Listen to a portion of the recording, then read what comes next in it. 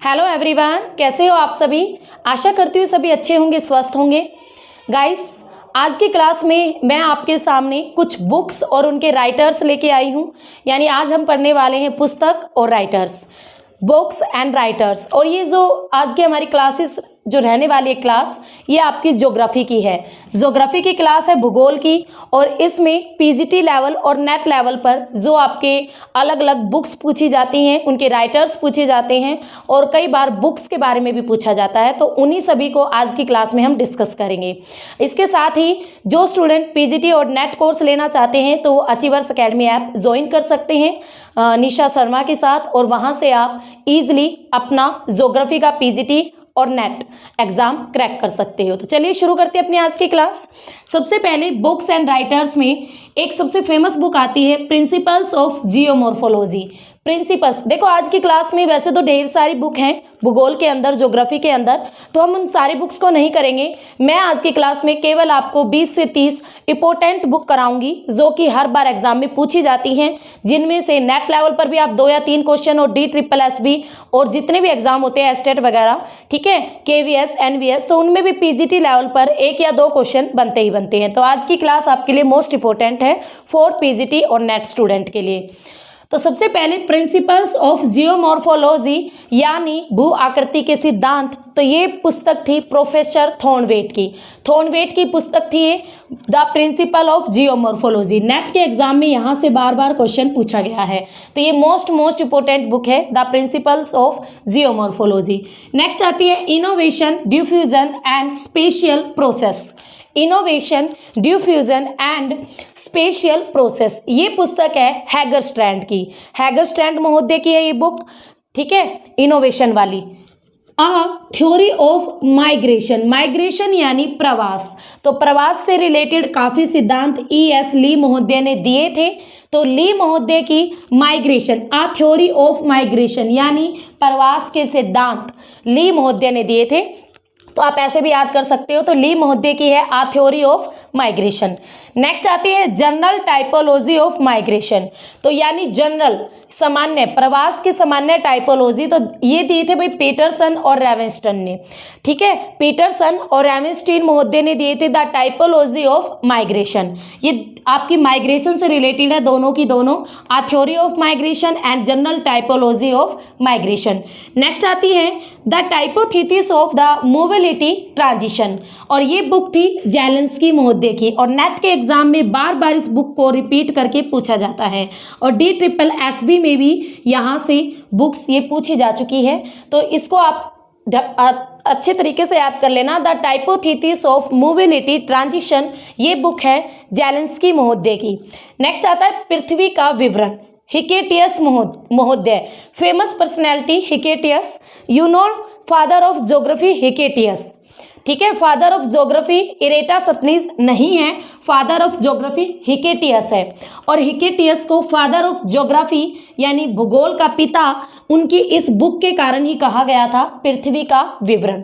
तो पृथ्वी के विवरण के कारण ही हिकेटियस महोदय को भूगोल के पिता के रूप में जाना जाता है। तो इस पृथ्वी के विवरण में हिकेटियस महोदय ने पृथ्वी पर जितने भी तत्व पाए जाते हैं उन तत्वों को पूरा डिटेल से और डीपली स्टडी किया था। इसी वजह से ये भूगोल के पिता के नाम से जाने लगे पृथ्वी का विवरण के बाद। तो एग्जाम में सीधा आएगा पृथ्वी का विवरण पुस्तक किसने लिखी, तो हिकेटियस महोदय ने। भूगोल के पिता कौन है, अगर ऑप्शन में हिकेटियस है और इरेटासथनीज है तब आप हिकेटियस को टिक करोगे।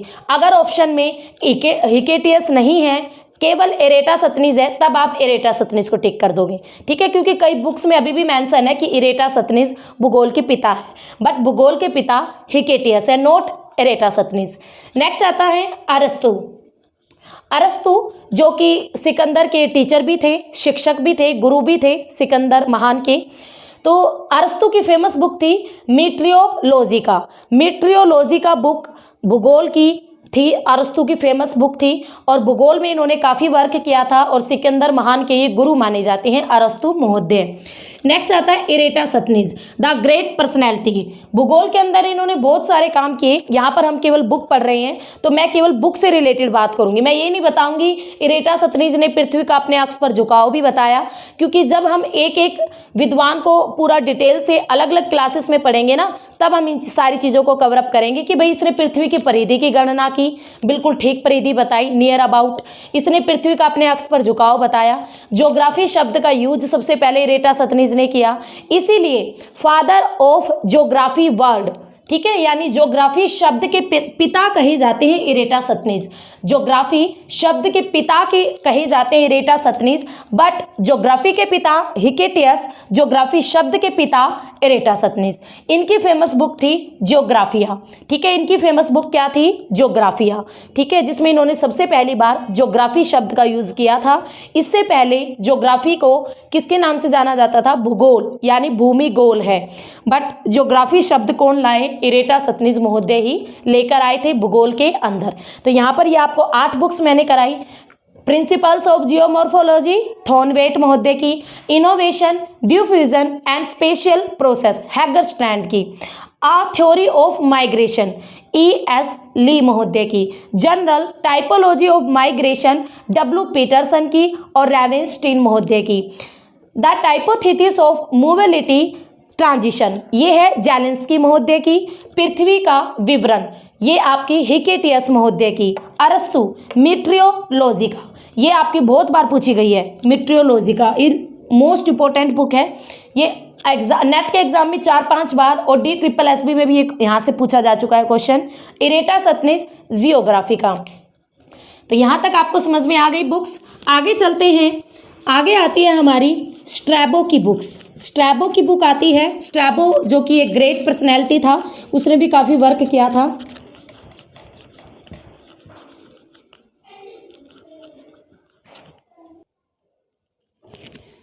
नेक्स्ट आते हैं हमारे स्ट्रैबो महोदय। जो स्ट्रैबो महोदय थे, इनकी फेमस बुक थी ज्योग्राफी का।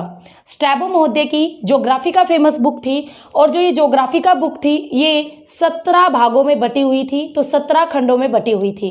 तो एग्जाम में क्वेश्चन ऐसे भी आता है कि निम्न में से कौन सी बुक 17 खंडों में बटी थी, तो आपको ऑप्शन में ज्योग्राफी का भी मिलेगी। देखो, इरेटासथनीज ने ज्योग्राफिया, ठीक है, ज्योग्राफिया, और आपकी स्ट्रैबो की ज्योग्राफी का, तो दोनों बुक्स अलग अलग है, पजल मत होना। नेक्स्ट आती है टोलेमी महोदय की। टोलेमी महोदय की थी guide of geography. Guide of geography Ptolemy महोदय की बुक थी, और टोलेमी महोदय की जो ये गाइड ऑफ ज्योग्राफी थी ये 8 भागों में बटी हुई थी। 8 भागों में इसको बांटा था टोलेमी महोदय ने। 8 यानी इनके ये पार्ट्स होते थे, और इन पार्ट्स में एक बुक में एक पार्ट्स में किसी एक फीचर्स का वर्णन कर दिया, सेकंड में अलग फीचर का, थर्ड में अलग फीचर का, इस तरीके की चीज़ें होती थी। इब्न हाकल, इसकी जो ये बुक है ना भाई, 4 KVS and net, most important, हद से ज़्यादा बार यहाँ पर क्वेश्चन रिपीट होते आए हैं। A book of root and rims, तो ये जो बुक थी इब्न हाकन की थी। एक बात और, स्ट्रैबो और टोलेमी, ये जो दोनों के दोनों विद्वान थे ज्योग्राफी के, ये रोमन भूगोलवेता थे, रोमन भूगोलवेता थे। इब्न हाकल ये आपके अरब भूगोलवेता थे। अरब यानी जो ये मध्य पूर्व के देश नहीं है, जो सऊदी अरब, ईरान, इराक, तो उस साइड के, तो ये अरब भूगोलवेता थे। नेक्स्ट आता है अल ब्रूनी, रसीकत अल हिंद, ये इनकी फेमस बुक थी अल ब्रूनी की, और इसमें इन्होंने हिंद यानी हिंदुस्तान का भी विवरण किया है, तो इनकी इसी वजह से अल ब्रूनी की ये बुक काफ़ी फेमस हुई, रसीकत अल हिंद, अल ब्रूनी, ये भी एक अरब भूगोलवेता थे। नेक्स्ट आता है इब्न बतूता। इब्न बतूता रहलान इज मोस्ट इंपॉर्टेंट बुक, और ये रहलान वाला हर एग्जाम में ये क्वेश्चन आ चुका है कि रहलान किसकी बुक है, या इब्न बतूता की प्रसिद्ध बुक का नाम बताइए। ऑप्शन में आपको रहलान लिखा हुआ मिलेगा। नेक्स्ट आता है इब्न खल्दून। तो देखो, इब्न हाकल, अल ब्रूनी, इब्न बतूता और इब्न खल्दून, यहाँ तक आपके जो भूगोलवेता पढ़ेंगे ये चारों के चारों अरब भूगोलवेता देता है। नाम से ही पता चल रहा है ना कि थोड़े मुस्लिम से नेम है, इबन हाकल, अल बरूनी, इबन बतूता, इबन खलदून। इबन खलदून की जो फेमस बुक थी मुकदमी शाह थी। देखो नाम से तो ऐसा लग रहा है कि मुकदमा चलाओ किसी चीज़ पे, पर ऐसा नहीं है, ज्योग्राफी की बुक थी ये भी। तो इबन खलदून की मुकदमी शाह। वैसे इन एक एक राइटर्स की मैंने आपको एक एक इंपॉर्टेंट बुक कराई है, वैसे ही इनकी एक एक राइटर्स की 4 4 5 5 8 8 बुक्स हैं, उनमें से मैंने आपको मोस्ट इंपॉर्टेंट वाली कराई है। तो इतनी बुक्स अगर आप पीजीटी और नेट का एग्जाम देने जा रहे हो तो आपको जरूर पता होनी चाहिए। नेक्स्ट आता है मार्को पोलो महोदय। मार्को पोलो महोदय जो कि एक यात्री थे, एक ट्रैवल ज़्यादा करते थे, ये घूमते फिरते ज़्यादा थे। तो मार्को पोलो, इनकी बुक्स का नाम भी कुछ इसी तरीके से है, the million travels of Marco Polo. Marco Polo की यात्राओं से संबंधित इनकी बुक थी ये, और भूमध्य सागर से प्रशांत महासागर की यात्रा करने वाले पहले व्यक्ति थे मार्को पोलो महोदय। नेक्स्ट आता है मैगलन पीसफुल सी। पीसफुल सी ये भी बहुत बार पूछी गई है भाई, पीसफुल सी। तो मैगलन की थी पीसफुल सी, ठीक है, शांत सागर ऐसे याद कर सकते हो, पीसफुल सी मैगलन। हमबोल्ट और कार्ल रिटर, ये दोनों फेमस पर्सनैलिटी थे। इन दोनों को हम थोड़ा सा अलग से डिफाइन करेंगे। हमबोल्ट और कार्ल रिटर दोनों की बुक्स की भी आपस में काफ़ी तुलना की जाती थी, और दोनों की भी अगर आपने पीजीटी में अपनी ज्योग्राफी अच्छी तरीके से पढ़ी है तब आपने वहाँ पर देखा भी होगा, हमबोल्ट और कार्ल रिटर की आपस में तुलना भी की जाती थी। तो हमबोल्ट महोदय की फेमस बुक थी कोस्मोस। और कार्ल रिटर की फेमस बुक क्या थी भाई, आर्डकुंडे, ठीक है। ये इन दोनों की फेमस बुक थी, हमबोल्ट की कोस्मोस और कार्ल रिटर की आर्डकुंडे। इन दोनों में है ना काफ़ी तुलना भी, यानी कंपैरिजन भी किया जाता था। तो जो हमबोल्ट की कोस्मोस थी, तो सबसे पहले ये कितने भागों में बटी हुई थी, 5 भागों में, ठीक है। हमबोल्ट की जो कोस्मोस, तो कोस्मोस सीधा क्वेश्चन आएगा, या तो कोस्मोस किसकी बुक है, हमबोल्ट महोदय की, तो कितने भागों में बटी हुई है, 5 भागों में बटी हुई है। जो हमबोल्ट महोदय थे, इन्होंने फिजिकल ज्योग्राफी में और बायोलॉजिकल ज्योग्राफी में बहुत ज़्यादा काम किया था, इसीलिए फिजिकल और बायोलॉजिकल ज्योग्राफी के पिता भी कहे जाते हैं हमबोल्ट महोदय। फिजिकल और बायोलॉजिकल ज्योग्राफी के अंदर इन्होंने बहुत सारा काम किया था, ठीक है। और इनका जो ये ग्रंथ था ना कोस्मोस, इस कोस्मोस को क्रमबद्ध भूगोल यानी सिस्मेटिक ज्योग्राफी, क्रमबद्ध भूगोल का शास्त्रीय ग्रंथ भी कहा जाता है। क्रमबद्ध भूगोल का शास्त्रीय ग्रंथ भी कहा जाता है कोस्मोस को। हमबोल्ट महोदय की जो कोस्मोस थी 5 खंड में, 5 पार्ट में डिवाइड थी। हमबोल्ट महोदय फिजिकल ज्योग्राफी और बायोलॉजिकल ज्योग्राफी के फादर भी कहे जाते हैं, और क्रमबद्ध भूगोल का शास्त्रीय ग्रंथ माना जाता है इनकी कोस्मोस बुक, जो कि एक फेमस बुक थी, एक क्रांति लाने वाली बुक थी भूगोल के अंदर। नेक्स्ट आती है आर्डकुंडे जो कार्ल रिटर की फेमस बुक थी, ये 19 भागों में बटी हुई थी, 19 खंडों में बटी हुई थी, ठीक है। और कार्ल रिटर महोदय ने आर्डकुंडे बुक का सब टाइटल भी रखा, और वो सब टाइटल क्या था, तुलनात्मक भूगोल। इसका सब टाइटल भी रखा गया तुलनात्मक भूगोल। ये थोड़ा मैं डिटेल से इसलिए करा रही हूँ क्योंकि इन दोनों बुक से एग्जाम में क्वेश्चन ज़्यादा आते हैं। तो आर्डकुंडे जो बुक थी तुलनात्मक भूगोल, इसके अंदर 2 महाद्वीपों का ज़्यादा विवरण किया गया था, एशिया और अफ्रीका महाद्वीपों का ज़्यादा विवरण किया गया था कार्ल रिटर की आर्डकुंडे में। हमबोल्ट हमेशा घूमने वाले व्यक्ति थे, यानी घूम फिर कर रिसर्च करने वाले व्यक्ति थे। कार्ल रिटर एक आराम कुर्सी के विद्वान थे, यानी कुर्सी पर बैठे बैठे ही ये वर्क करते थे, तो इन्हें आराम कुर्सी का भूगोलवेता कहा जाता है कार्ल रिटर को, ठीक है। तो ये थे आपके हमबोल्ट महोदय और कार्ल रिटर, और इनकी 2 फेमस बुक्स, तो इतना आपको पता होना चाहिए। नेक्स्ट आते हैं हमारे हमबोल्ट और कार्ल रिटर के बाद वेरेनियस। कहते हैं भूगोल में अगर फूट, जैसे अंग्रेजों ने हम में फूट डाली और शासन किया, इसी तरह भूगोल में फूट डालने का पूरा श्रेय वेरेनियस को जाता है। इनकी भी एक फेमस बुक थी सामान्य भूगोल, जनरल ज्योग्राफी, सामान्य भूगोल। सामान्य भूगोल इनकी फेमस बुक थी वेरेनियस की, ठीक है। तो वेरेनियस याद रखना, तो वेरेनियस सामान्य भूगोल, बिल्कुल ये एग्जाम में आती है, वेरेनियस की सामान्य भूगोल मोस्ट इंपॉर्टेंट है, ये तीनों ही मोस्ट इंपॉर्टेंट है। नेक्स्ट आते हैं हमारे फेमस बहुत ही ज़्यादा ज्योग्राफी में वर्क करने वाले रेटजेल महोदय। रेटजेल महोदय, ये जो रेटजेल महोदय हैं, इन्हें मानव भूगोल के पिता भी कहते हैं और इनकी फेमस बुक थी एंथ्रोपोजियोग्राफी। एंथ्रोपोजियोग्राफी, ओके। तो ये जो रेटजेल थे मानव भूगोल के पिता भी कहे जाते हैं। इनकी जो एंथ्रोपोजियोग्राफी बुक थी मोस्ट इंपोर्टेंट है, एग्जाम में बार बार पूछी जाती है। इसके 2 पार्ट थे, टू पार्ट थे। एक पार्ट में नियतिवादी विचारधारा थी। कौन सी विचारधारा थी भाई? नियतिवादी। नियतिवादी यानी सब कुछ नेचर है, मनुष्य का कोई रोल नहीं है, मनुष्य पर हावी है नेचर, नियतिवादी विचारधारा ये कहती है। सेकंड जो इसका पार्ट था वो मानव केंद्रित विचारधारा से रिलेटेड था। मानव केंद्रित विचारधारा यानी मनुष्य चाहे तो वो नेचर में बदलाव कर सकता है, अपने आप को नेचर से बचा सकता है। तो ये जो रेटजेल महोदय की एंथ्रोपोजियोग्राफी थी ये उनकी 2 पार्ट्स में बटी हुई थी, नियतिवादी और मानव केंद्रित विचारधारा। और मानव केंद्रित विचारधारा की वजह से ही रेटजेल महोदय को मानव भूगोल के पिता के रूप में भी जाना गया है, ठीक है। तो ये इंपॉर्टेंट बुक, ये चारों राइटर्स की मोस्ट इंपॉर्टेंट है। ये आपको अगर ज्योग्राफी के स्टूडेंट हो, पीजीटी नेट दे रहे हो, तो ये चीज़ें तो आपको कम से कम पता होनी ही चाहिए। हमबोल्ट कॉस्मोस, कार्ले रिटर आर्डकुंडे, वेरेनियस सामान्य भूगोल और रेटजेल की एंथ्रोपोजियोग्राफी। नेक्स्ट आते हैं ऑस्कर पेस्चल महोदय।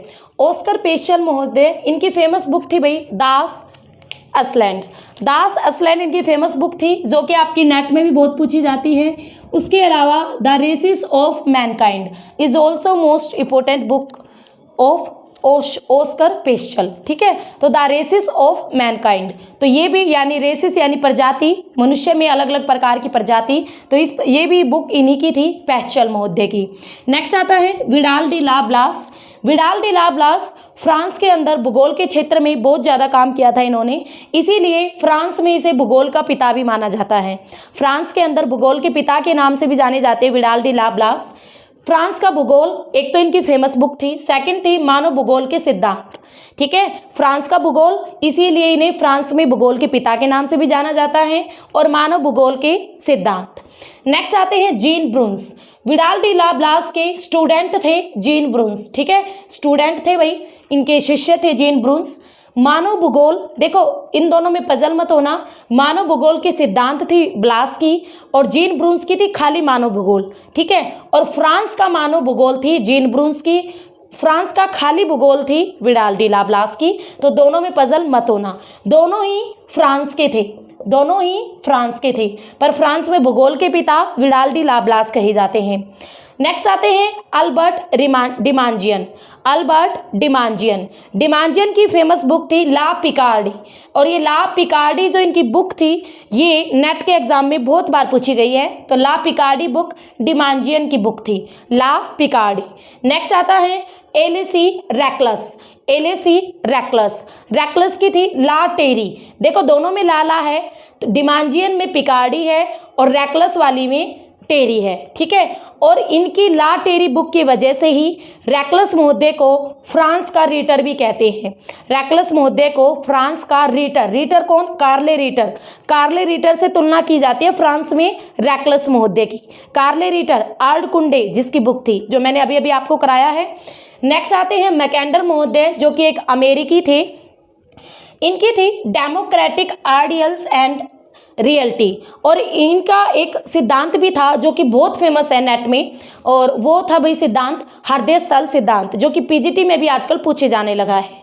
हृदय स्थल सिद्धांत इनका एक फेमस थ्योरी थी मैकेंडर महोदय की, जो कि जो पूर्व पर शासन करेगा वो यूरोप पर शासन करेगा, हृदय में शासन करेगा, इस तरीके से लाइनें थी उनकी फेमस सिद्धांत की। इसके साथ साथ इनकी एक और फेमस बुक थी इतिहास की भौगोलिक धुरी।